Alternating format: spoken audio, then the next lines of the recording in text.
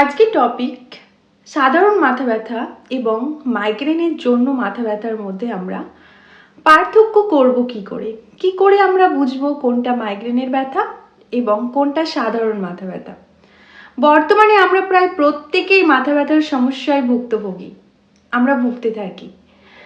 তো সাধারণত মাইগ্রেনের জন্য যে মাথা ব্যথা হয় আর সাধারণ মাথা ব্যথা দুটো কিন্তু ভিন্ন ধরনের ব্যথা, দুটোই কিন্তু আমাদের হেডেক বা দুটোই কিন্তু ভিন্ন ধরনের। সাধারণত ব্যথার ধরন, ব্যথা কোথায় হচ্ছে, ব্যথা কি ধরনের হচ্ছে, ব্যথার জন্য কি কি আদার্স উপসর্গ সিমটমসগুলো দেখা যাচ্ছে, সেগুলো দেখে আমরা বুঝতে পারবো যে এটা কোন ধরনের ব্যথা। এবার আমরা দেখি মাইগ্রেনের ব্যথা কি। মাইগ্রেনের ব্যথা সাধারণত মাথার এক সাইডে হয়, এক পাশে। সামনে থেকে ঠিক পেছন সাইড অবধি ব্যথা কি করতে পারে, স্প্রেড করতে পারে বা স্প্রেড করে। ব্যথার ধরন সাধারণত মাঝারি থেকে তীব্র হয়। মাইগ্রেনের ব্যথার সাথে কিছু কিছু উপসর্গ দেখা যায়, যেমন বমি বমি ভাব, অনেক সময় ভমিটিং হয়। এছাড়াও কারো কারো ক্ষেত্রে নাক বন্ধ হওয়া, নাক দিয়ে জল ঝরা, ঘাম, ঘুম কম হওয়া, এছাড়াও শরীর উইক ফিল করা, চোখে ব্লার দেখা, চোখে আবছা আবছা দেখা, এই সমস্ত প্রবলেমগুলো দেখা যায় অনেক ক্ষেত্রে মাইগ্রেনের ব্যথার সাথে সাথে। মাইগ্রেনের ব্যথা কখন বাড়তে পারে?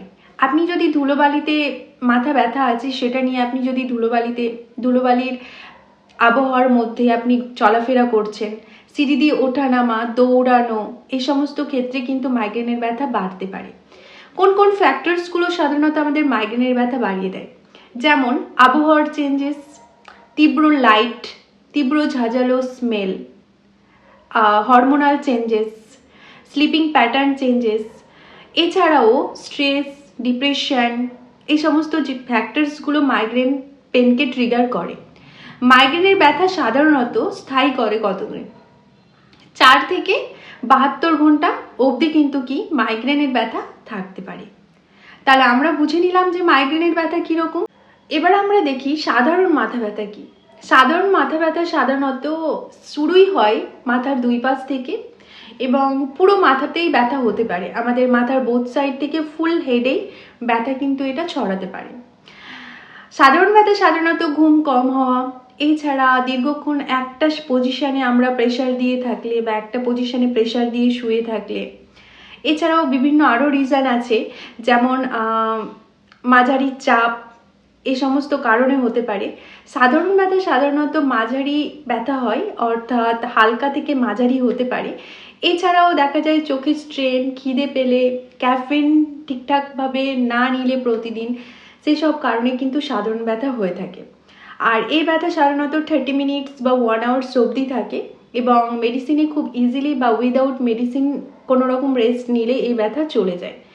তো এইভাবেই আমরা সাধারণত সাধারণ ব্যথা এবং মাইগ্রেন ব্যথার সাথে পার্থক্য করে থাকতে পারি। তো আমরা খুব ইজিলি এবার দেখে নিই মাইগ্রেনের ব্যথা এবং সাধারণ ব্যথার মধ্যে পার্থক্য। মাইগ্রেনের ব্যথা সাধারণত মাথার এক সাইড থেকে স্টার্ট হয়, অর্থাৎ সামনে থেকে এক সাইডের একদম ব্যাক সাইড অবধি ব্যথা স্প্রেড করে। সাধারণ ব্যথা সাধারণত মাথার বোথ সাইডে বা পুরো মাথাতেই ব্যথাটা হতে পারে। মাইগ্রেনের ব্যথা সাধারণত বিট দিয়ে স্টার্ট হয়, বিট আমরা ফিল করতে পারি, ব্যথা ধুকপুক এই টাইপস হয়। সাধারণ ব্যথার ক্ষেত্রে আমরা এরকম কোনো সিমটমস পাই না। মাইগ্রেনের ব্যথার ক্ষেত্রে সাধারণত কিছু উপসর্গ দেখা যায়, যেমন বমি বমি ভাব, ভমিটিং হওয়া, নাক বন্ধ হয়ে যাওয়া, নাক দিয়ে জল ঝরা, চোখে ব্লাড ভিশন, ঠিকঠাকভাবে দেখতে না পাওয়া, এই সমস্ত প্রবলেমগুলো দেখা যায় মাইগ্রেনের ব্যথার ক্ষেত্রে। সাধারণ ব্যথার ক্ষেত্রে সাধারণত হালকা একটু ঘাড় ব্যথা দেখা দিতে পারে। মাইগ্রেনের ব্যথা সাধারণত বিভিন্ন ক্ষেত্রে বাড়তে পারে, যেমন এটা হালকা রেস্ট নিলে হয় না, সাধারণত লাইফস্টাইল চেঞ্জেস, মেডিসিন এবং পর্যাপ্ত পরিমাণে রেস্ট নিলেই কিন্তু মাইগ্রেনের ব্যথা অনেকটা কিওর করা যায়। সাধারণ ব্যথা সাধারণত হালকা একটু রেস্ট নিলে অথবা চিকিৎসা নিলেই সেটা ঠিক হয়ে যায়। মাইগ্রেনের ব্যথা সাধারণত 4 দিন থেকে 72 ঘন্টা অবধি থাকতে পারে, কিন্তু সাধারণ ব্যথা সাধারণত 30 মিনিটস থেকে 1 ঘন্টার মধ্যেই সেরে যায়।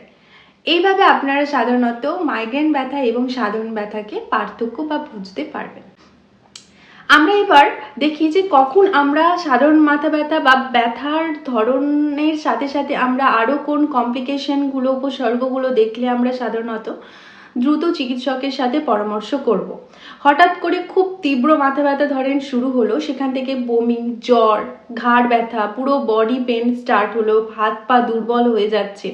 এছাড়াও দেখা যাচ্ছে যে আপনি চোখে দেখতে পারছেন না, ঘুম থেকে উঠে মাথা ব্যথা হঠাৎ, চিকিৎসা নেওয়ার পরেও, মেডিসিন নেওয়ার পরেও মাথা ব্যথা কমছে না, সেক্ষেত্রে আপনি ইমিডিয়েট চিকিৎসকের কাছে গিয়ে পরামর্শ নিতে পারেন।